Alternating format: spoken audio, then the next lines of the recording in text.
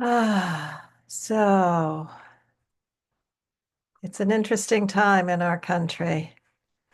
I think you will agree. And it's a time to really take a look at what we are practicing. We often talk about um, we talk about the seeds that we're watering. And so this is a really important time to practice love and to practice compassion. And I love the quote by Tony Packer, who says, "Love and compassion are not the possession of any group or religious system. They are woven into our human spirit and our very cells." And I think they've proven this with babies.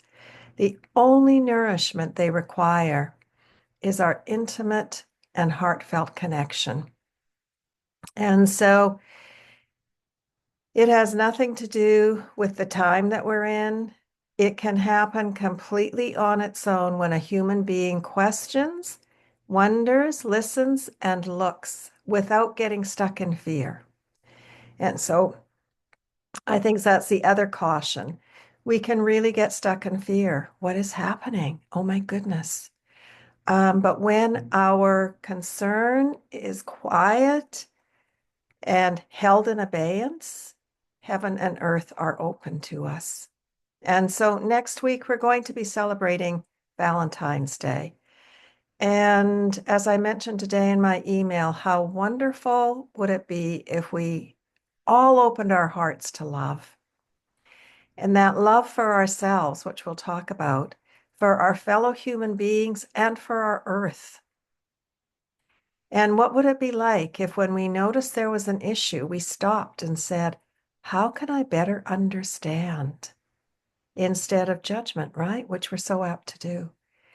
And then be motivated to actually help, which is compassion. And so when we practice mindfulness, we are literally practicing peace. Not because our meditation is always peaceful, because it's not, but because we learn to respond rather than react. And we can choose to respond peacefully to our experience, even if it's difficult. There's stories of 3-year-olds who learn to self-soothe in the midst of a temper tantrum with mindful breathing, or high school students who actually have apparently some of them have mindfulness rooms. And I know one of my family members who's a teacher says that she has a little space for her students to go to, and so that they don't blow up, they just breathe. And when we can practice these skills, we prepare not just ourselves, but our students to act nonviolently. And in this way, we can be present in each moment, in each day, in a way that we choose. So, compassion is very intertwined with mindfulness, and it really helps us to connect with others. It helps us to mend relationships, to move forward, while fostering emotional intelligence, and that's important, and our own well-being. And Joseph Goldstein, who's a mindfulness teacher, says, compassion is simply, how can I help? And so it's a kind, friendly presence in the face of what's difficult. And its power is actually to connect us with what's difficult. It offers us an approach that differs from the turning away that we usually do. When something unpleasant is happening, we are most likely to want to turn away from it. That's human, that's natural.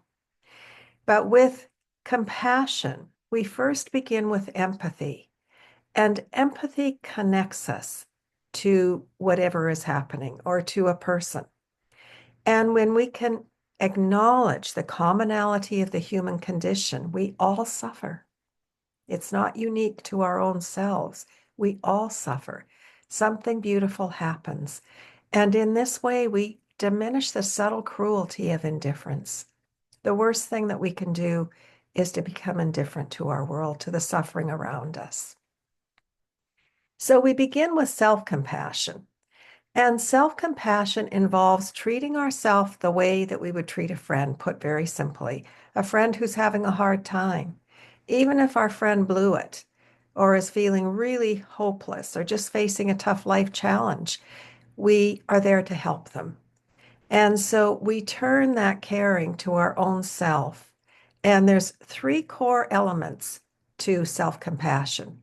There's first of all, mindfulness, recognizing that we're suffering, and then acknowledging that this is common humanity. Everybody makes mistakes. Everybody feels pain. And self-kindness. What do I need? What would I tell my best friend in a situation like this? And self-compassion is important because individuals who are more self-compassionate, research shows, tend to have greater happiness, greater life satisfaction and motivation. Their relationships are better and their physical health is better. They are less anxious and depressed. And of course, we know there's an epidemic of anxiety and depression. So self-compassion can really help with that. And people who are self-compassionate also have resilience that's needed to cope with stressful life events such as relationship crises, health crises, job crises, you name it, we all have it, right? So when we're mindful of our struggles and we respond to them with compassion and kindness and support, things start to shift, things start to change. And we can learn to embrace ourselves and our lives despite the inner and outer imperfections. And of course, we all have that inner critic that pops up to say, ah, you always do that, or whatever the criticism of the flavor of the criticism of the day might be. But we can turn to that inner critic and say, it's okay, you can take a rest, I've got this. So there's a few common myths about self-compassion that I just want to dispel. One of them is that self-compassion will make us weak and vulnerable. We'll kind of cut ourselves slack all the time. But the truth is that it's a reliable source of inner strength that really provides us with courage, and it enhances our resilience when we're faced with difficulties. And so research actually shows that self-compassionate people are better able to cope with tough situations. So that's one myth. The next myth is that self-compassion is self-indulgence.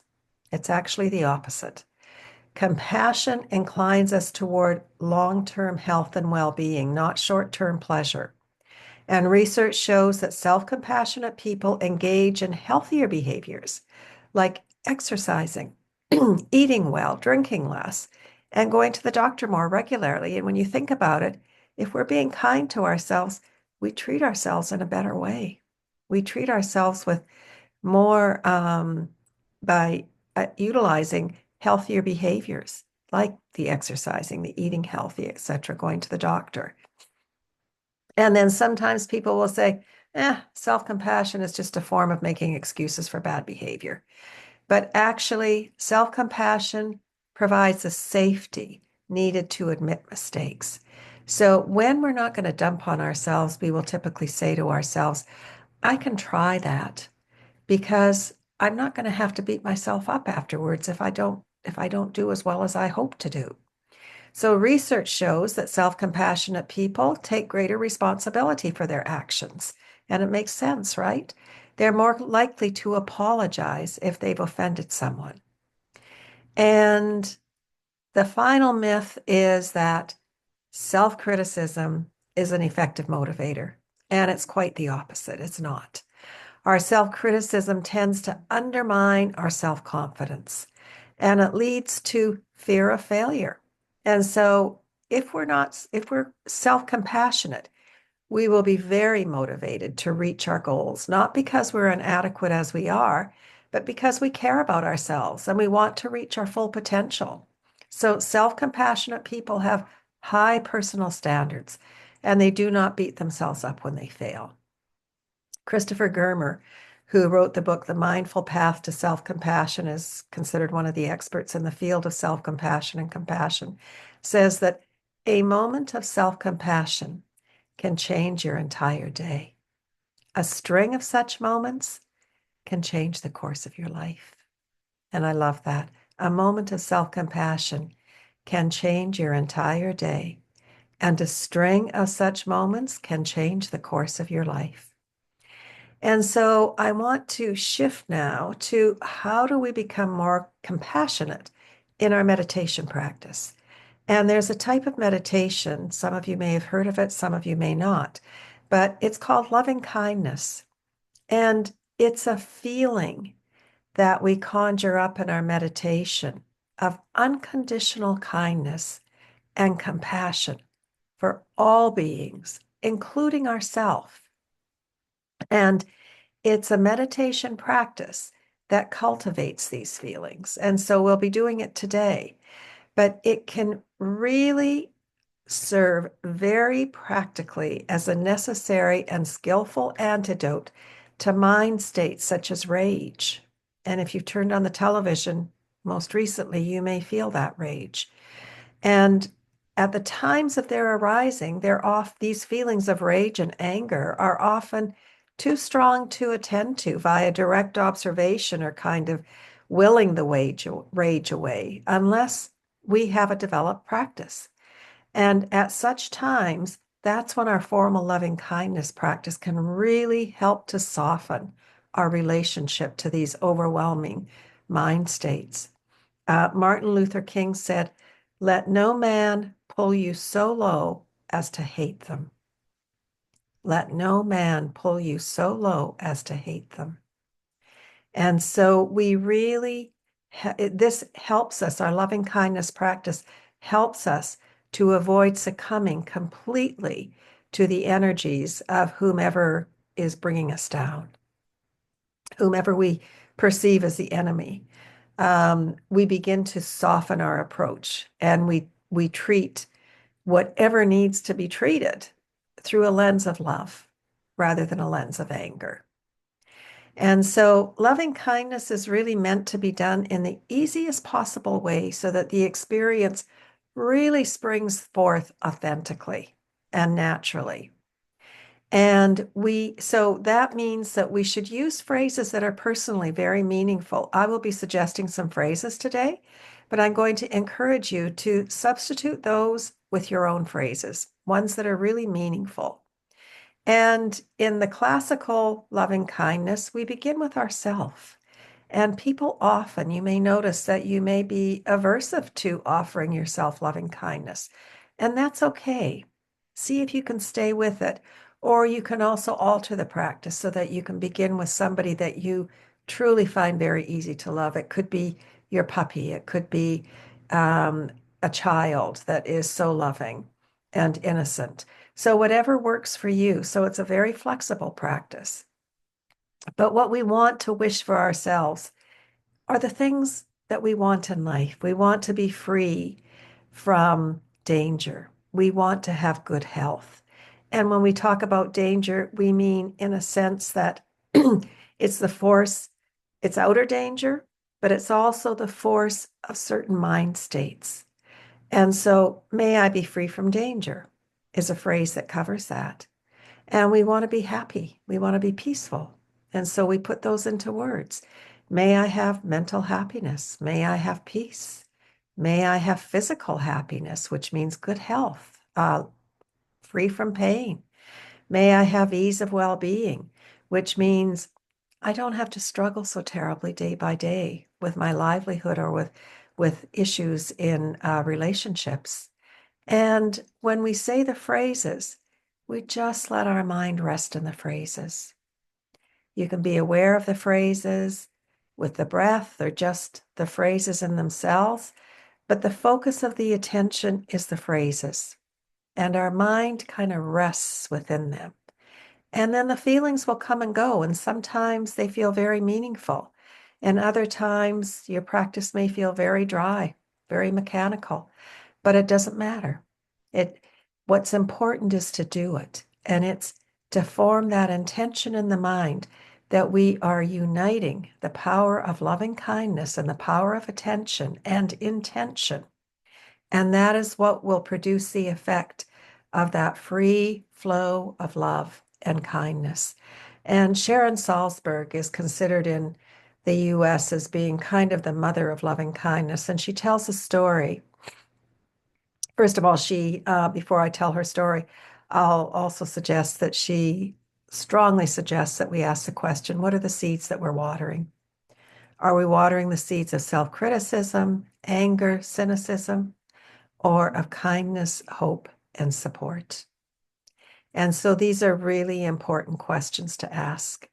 And then the story is that Sharon had been practicing loving kindness for a period of time. And she was the type of person that had had a very difficult upbringing. And she was very critical of herself, as other people had been of her. And so she made this commitment to practice loving kindness. And she said she was on retreat and she had got called back to her room. Something had happened to somebody that was close to her, and she needed to leave the retreat. And as she went into her room, she lifted a jar that fell to the floor and crashed. And she said, "Oh dear, that's okay. That's okay." And she proceeded to pick it up. And then she said, "Wait a minute. This is not how I typically would have responded. I would have said, "Ugh, I am such a klutz. Why can't I do anything right?"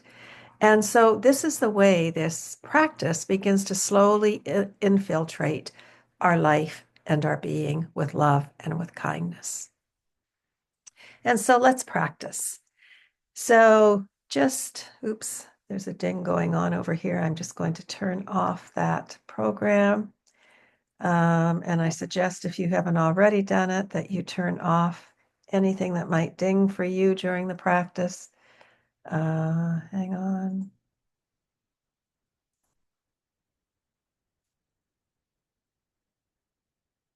Oops, there we go. Okay, that ding's gone. So, um, so we're going to start with loving kindness for ourselves. And this is a powerful way to really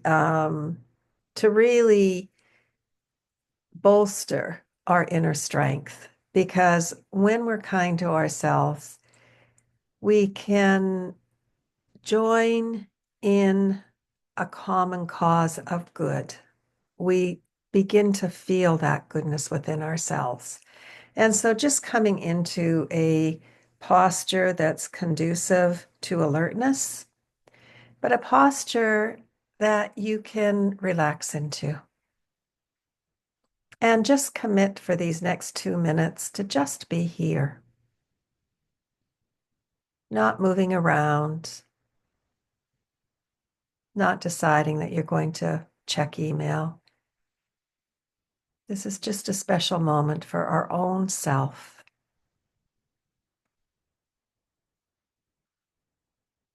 And just begin to notice what's happening in your body. We can pay attention to the senses, and before you even close your eyes, if they're already closed, you can even just take a look around the space that you're in. Notice what you're taking in through your sense of sight, the colors, the shapes. And then very slowly, if it's comfortable for you, closing your eyes. And you might notice as you close your eyes how the light enters your eyelids.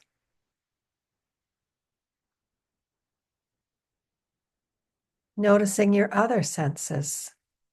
Taste. There might be a taste in your mouth from your lunch. Or if there's food around you, you might be aware of an aroma.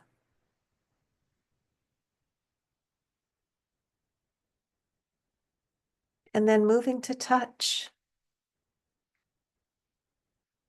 Noticing how your body touches the different surfaces, your feet to the floor, to the ground, and to the earth. And you might thank Mother Earth for the stability that she offers.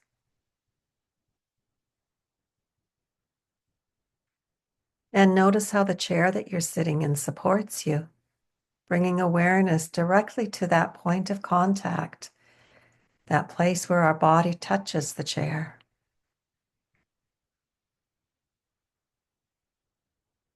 And then notice how the different body parts rest on the body.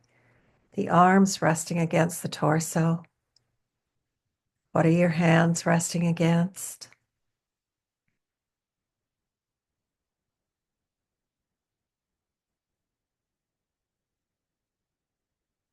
Just enjoying this sense of touch, the clothing that touches your skin.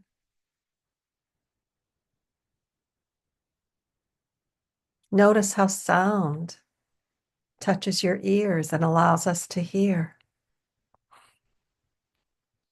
And you might just spend a moment simply listening. What am I hearing?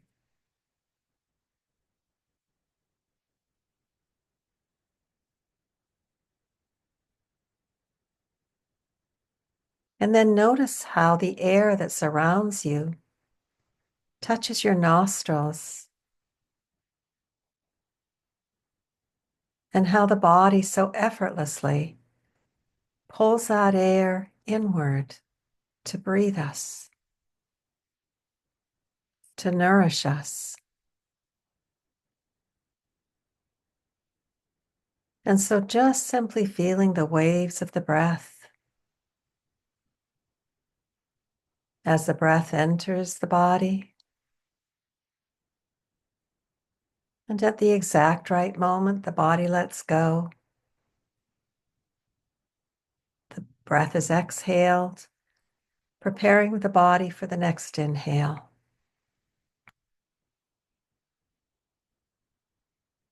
So just spending a moment feeling the flow of the breath, the nourishing inhale, the letting go of the exhale.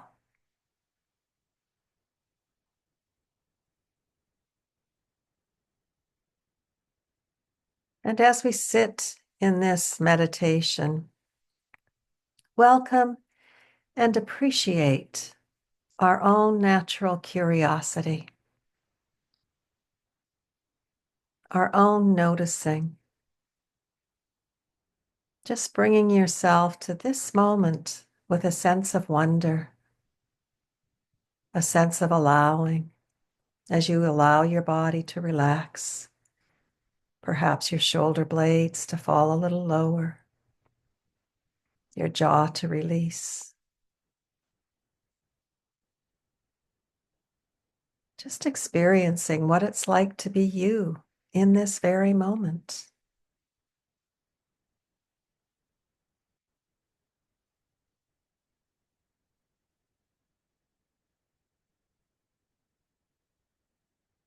Right now, knowing that there's nothing to do, no place to go, but just to simply be in the presence of being, simply being rather than doing. Allowing your curiosity to create the space for you to have this experience.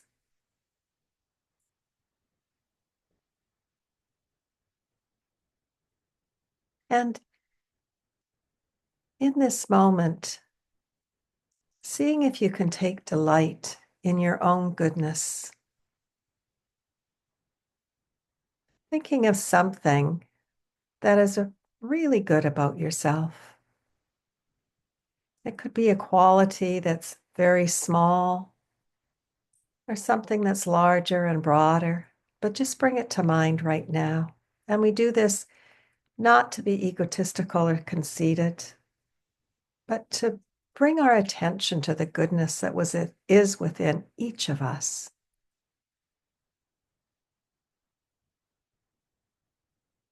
Not just for today, but for every day, in a really enduring way. And this quality could be something that we would wish for others everywhere.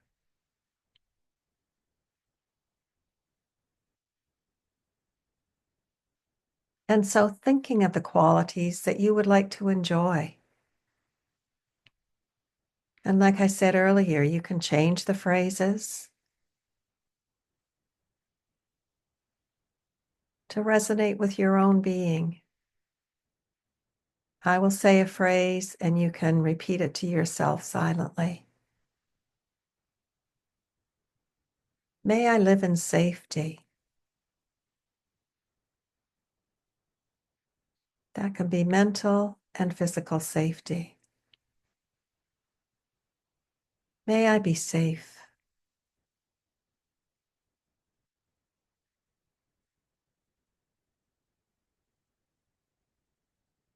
May I have mental happiness.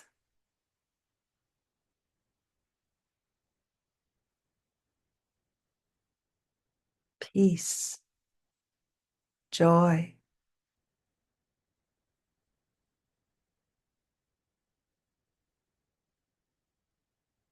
May I have physical happiness.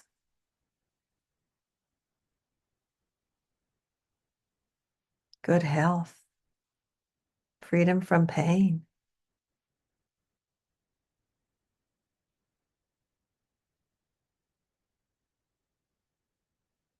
May I live with ease.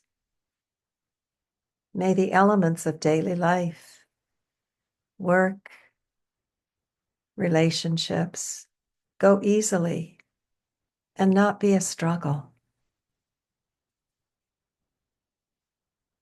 And these phrases can be said very simply. May I be safe. May I have mental and physical happiness.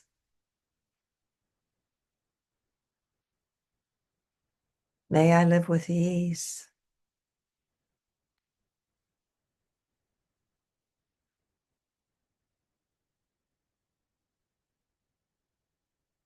Imagining yourself watering these wishes each time you say them, planting seeds in the basement or the subconscious of our mind. This is what I wish for myself. And then thinking of somebody who might be suffering right now. It could be a close friend or somebody that you know of. Or it could be somebody who is acting in a way that is unappealing and is acting out from their own personal suffering. And so you may wish for them. May you be safe. May you have mental and physical happiness. May you live life with ease.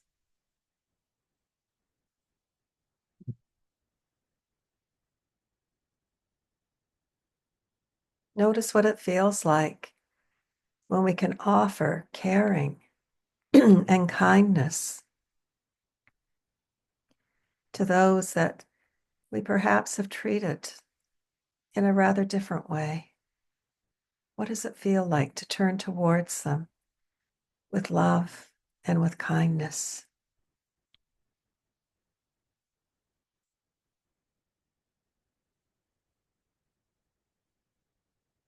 And then there's some phrases that we can offer, general phrases for everybody in this world, but particularly for the people that we meet in healthcare, for the patients that we have before us. May you have the strength, the resources, and the social support to navigate the difficulties in your life with ease. May you have the strength, the resources, and social support to navigate the difficulties in your life with ease.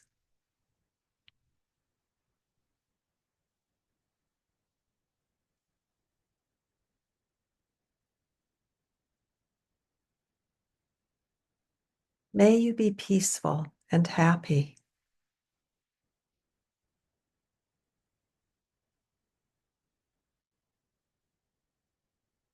And may you feel loved because you are a fellow human being just like me.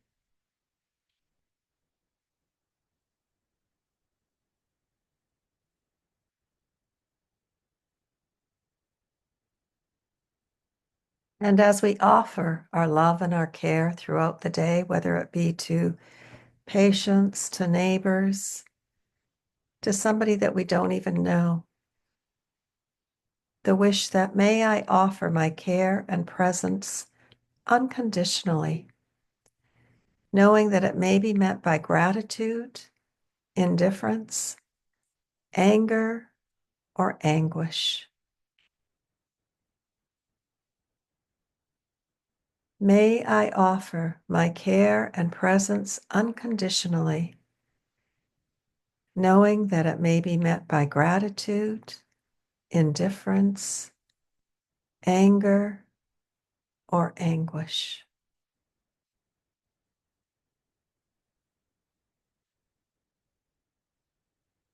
And then may I see my own limits compassionately, just as I view the suffering of others. May I see my own limits compassionately, just as I view the suffering of others.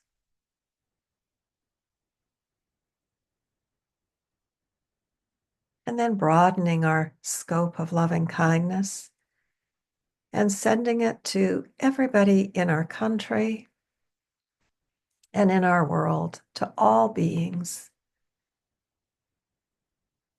May everybody enjoy good health, good happiness, and peace.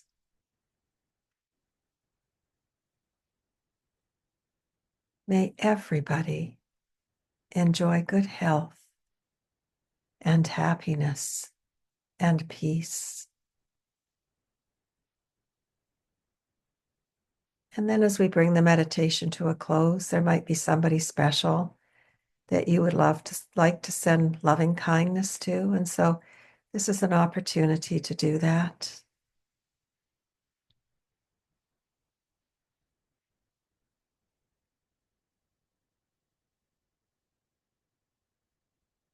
And as we begin to close the meditation, setting your intention, if it feels right to you, to view our world through a lens of love, through a lens of kindness.